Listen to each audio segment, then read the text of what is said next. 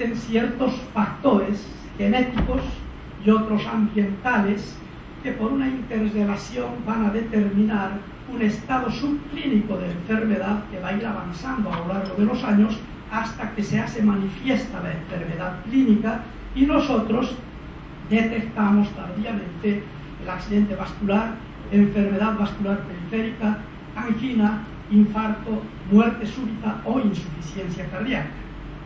Es así que este proceso va a llevar varias décadas de la vida, va a obstruir por una placa de ateroma la luz del vaso, va a dar fenómenos de sintomatología estable o fenómenos agudos, fundamentalmente por la presencia de una placa vulnerable cuya característica es tener un contenido lipídico muy importante, con un proceso inflamatorio importante, pero sobre todo una capa fibrosa muy delgada que permite que ocurra un accidente de placa con exposición del tejido lipídico al torrente sanguíneo, formación de trombo, crecimiento del trombo y oclusión de la arteria.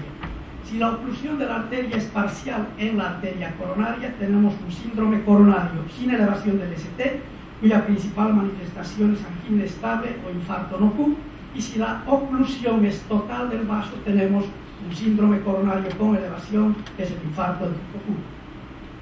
Tenemos estos ejemplos, muy rápidamente los pasamos. Una lesión crítica en un paciente con angina inestable que tiene que ser tratada por dilatación con este resultado. Utilizamos los stents desde hace 10 años. Tenemos pacientes, por ejemplo, acá con un infarto agudo del miocardio con oclusión total de la descendiente anterior y que por angioplastía es posible reperfundir totalmente el vaso. Tenemos estos pacientes que se van presentando. Antes nosotros teníamos un paciente al mes con infarto, ahora tenemos un paciente cada semana. En 10 años ha cuadruplicado prácticamente la prevalencia de esta enfermedad. Este es un paciente que nos es enviado del interior del país, a quien le han dado fibrinolítico como medida de repercusión farmacológica y que tiene una lesión, por supuesto, residual muy importante que tiene que ser tratada para evitar complicaciones al futuro. Todavía pasa que existen pacientes que no pueden ser repercutidos por ningún motivo, se tapa totalmente la arteria, la consecuencia es muy grave. Ven ustedes un corazón con un infarto transmural muy grande y con una disminución importante de la función sistólica que se va a complicar o de insuficiencia cardíaca o de muerte por así. No solamente las arterias coronarias son afectadas, tenemos aquí un diabético joven con una placa ateromatosa significativa en la arteria ilíaca, ateromatosis de otro paciente en la arteria femoral superficial y acá un stop sobre la arteria popliteal. También tenemos pacientes con ateromatosis carotídea. Este paciente tuvo un accidente vascular cerebral y fue sometido a un implante de stent carotídeo. Es sabido que la presencia de aterosclerosis no coronaria aumenta el riesgo en 20% de enfermedad coronaria a 10 años. Y finalmente, la otra patología que también corresponde a la ateromatosis es la presencia de aneurismas a nivel abdominal o a nivel torácico, más frecuentemente los de nivel abdominal.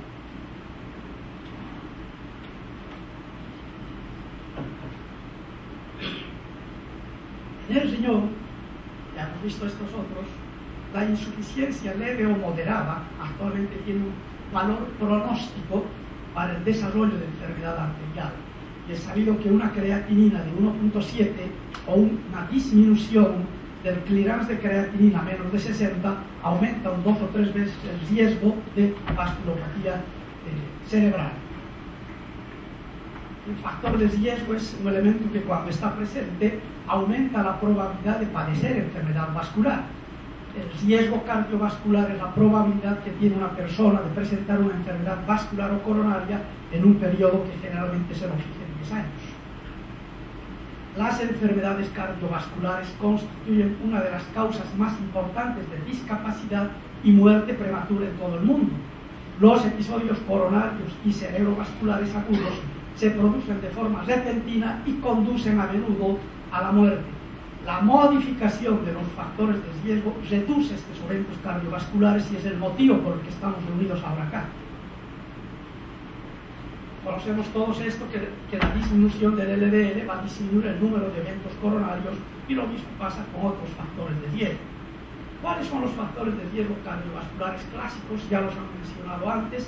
Simplemente decir que la diabetes actualmente, ya para muchos autores, ya no es un factor de riesgo, sino una enfermedad vascular. Existe la clasificación de factores de riesgo mayores, factores de riesgo condicionantes, y además se los divide en no modificables y en modificables. Esta es una clasificación que me gusta más. Tenemos los factores de riesgo mayores: tabaco, hipertensión, LDL elevado, HDL bajo, glicemia elevada y edad avanzada; factores de riesgo subyacentes como el sobrepeso y obesidad, inactividad física, estrés socioeconómico y psicosocial, historia familiar de enfermedad cardiovascular prematura y factores genéticos y raciales.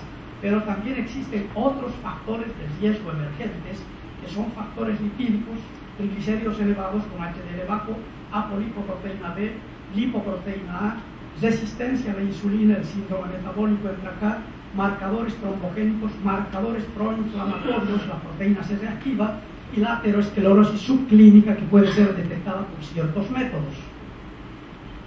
En el centro donde trabajo, en 360 pacientes con infarto agudo de miocardio en los 10 últimos años, ¿cuáles son los factores de riesgo? Sexo masculino muy predominante, edad mayor a 65 años, 55%, antecedente familiar 39%, tabaco 57%, diabetes 44%, dislipidemia 41%, hipertensión 53%, obesidad 36% y sedentarismo 86%. Vean ustedes, muy importante número de pacientes que tienen factores de riesgo que pueden ser modificables. La diabetes es un elemento que agrava mucho el problema cardiovascular. La morbimortalidad es de 2 a 5 veces más alta que en el no diabético, y 60% de los diabéticos fallecerán de una enfermedad cardiovascular. ¿Cuáles son o qué son las tablas de riesgo cardiovascular? Son métodos simplificados de cálculo basadas en ecuaciones matemáticas procedentes de distintas cortes, seguidas durante un periodo generalmente de 10 años. Muchas tablas: SCORE, Regicor para España, Reynolds para mujeres y QISC 1 y 2 en Europa, donde se incluye un elemento étnico. La mayoría de las tablas incluyen factores de riesgo clásicos, y el valor predictivo, sin embargo, no es igual según las regiones geográficas. Es así que la misma tabla de Framingham aplicada en Estados Unidos, comparada con la población chilena, tenemos que un riesgo moderado, alto o muy alto está señalado acá para Estados Unidos. En Chile es apenas la mitad. ¿Por qué? Porque la prevalencia de factores de riesgo es totalmente diferente. Cada tabla mide un riesgo concreto. Riesgo coronario global es el riesgo de padecer angina, infarto o muerte coronaria. Y el riesgo cardiovascular global mide las tres anteriores, más ataque isquémico transitorio, accidente vascular cerebral establecido, insuficiencia cardíaca o enfermedad vascular periférica. ¿Cuál es el propósito de hacer una evaluación del riesgo cardiovascular? Identificar los factores de riesgo, estimar el riesgo global de esa persona de hacer un evento cardiovascular, utilizar este cálculo para hacer un plan terapéutico apropiado para esa persona y además para establecer políticas de salud. Existen métodos de expresión de resultados cuantitativos, cualitativos y mixtos. La tabla de Framingham es la más conocida, por supuesto, que en 2002, cerca de 12.000 pacientes, se mostró que pacientes de bajo riesgo de desarrollo de enfermedad coronaria correspondían el 82% de los pacientes. Pacientes con riesgo intermedio, el 16%, y alto riesgo, el 20%. Vean ustedes que los de alto riesgo son los más pequeños, o los más pocos. Nuestra política debería ser alcanzar más bien a estos de riesgo intermedio para poder disminuir la prevalencia de la enfermedad coronaria. La tabla de predicción de la Organización Mundial de la Salud, la paso rápidamente, es muy conocida por todos nosotros.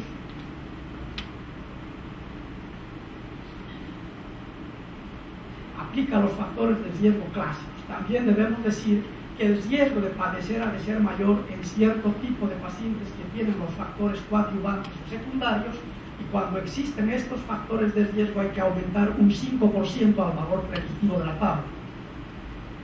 En prioridad, ¿de quiénes debemos ocuparnos? Primero, en la prevención del paciente enfermo o del paciente de alto riesgo, pero que corresponden solamente al 3%. Familiar de primer grado, del enfermo, del paciente de alto riesgo, y el resto de los pacientes, que acá está en último lugar, deberían ser los que primero deberían ser atendidos para realmente disminuir el riesgo. Todas las medidas que tenemos que hacer es el abandono de tabaco, dieta saludable con un aporte de grasas menor al 30% de las calorías totales, no ingerir más de 5 gramos de sal y 400 gramos de día de fruta, es lo indicado. Ejercicio físico regular y reducir el sobrepeso y la obesidad.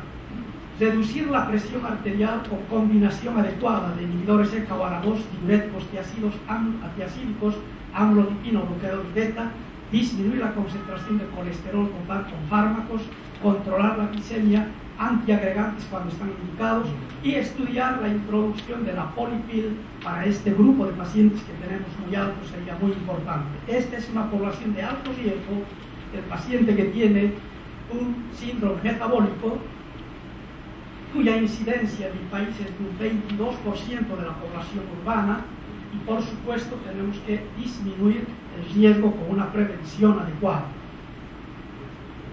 Pues cuando no se aplican las tablas es cuando el paciente ya tiene una enfermedad o cuando tiene un riesgo cardiovascular muy elevado, que lógicamente de por sí ya es un riesgo importante. La hipertensión sabemos que es un riesgo mayor, y el riesgo no solamente por hipertensión es elevado, sino sobre todo cuando existen asociados 3 o más factores de riesgo o la diabetes entre ellos. Los factores emergentes, lo más importante es el PCR, que sirve de prevención primaria, el estudio Cooper lo demostró, y también la microalbuminuria como un marcador de daño vascular endotelial. Otros factores emergentes son la medición del espesor de la capa carotídea, que es un predictor de desarrollo de enfermedad vascular cerebral, y la presencia de calcio en la arteria coronaria, que también tiene un valor predictivo.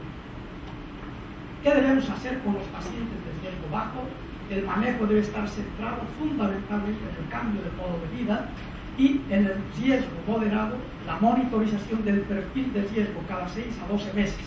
En los pacientes de riesgo alto que ya tienen tratamiento médico, se debe monitorizar el perfil cada 3 a 6 meses, y en los pacientes de riesgo muy alto, monitorizar el perfil de riesgo cada 3 meses. Conclusiones. Debemos nosotros, en mi país, adecuar una tabla de riesgo a nuestra realidad y prevalencia, educar a la población para establecer medidas de prevención primaria y secundaria, y lanzar campañas para disminuir el impacto de la obesidad, síndrome metabólico y sedentarismo.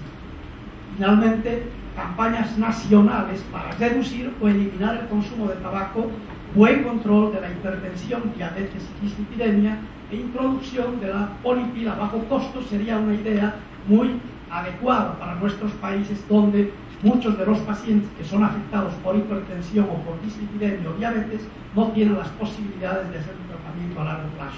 La polipil es una cosa que se viene estudiando desde hace algunos años, y probablemente va a ser una medida que va a lograr reducir la incidencia de enfermedad cardiovascular en nuestros países.